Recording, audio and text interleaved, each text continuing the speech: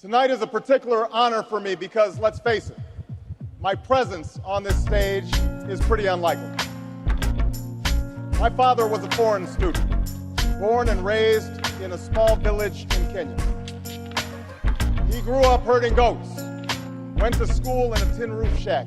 His father, my grandfather, was a cook, a domestic servant to the British. But my grandfather had larger dreams for his son.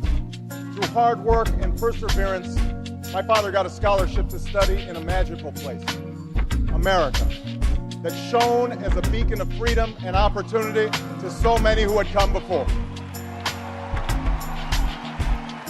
While studying here, my father met my mother.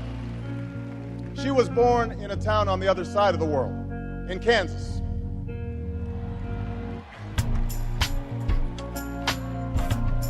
Her father worked on oil rigs and farms through most of the Depression. The day after Pearl Harbor, my grandfather signed up for duty, joined Patton's army, marched across Europe.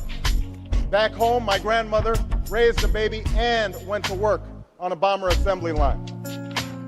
After the war, they studied on the GI Bill, bought a house through FHA, and later moved west, all the way to Hawaii in search of opportunity.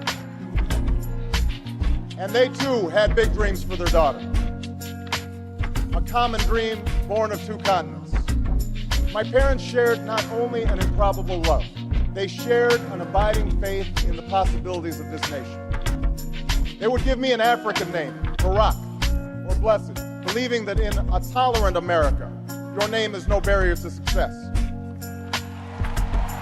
They imagined me going to the best schools in the land, even though they weren't rich, because in a generous America, you don't have to be rich to achieve your potential. They're both passed away now. And yet I know that on this night, they look down on me with great pride. They stand here, and I stand here today, grateful for the diversity of my heritage, aware that my parents' dreams live on in my two precious daughters.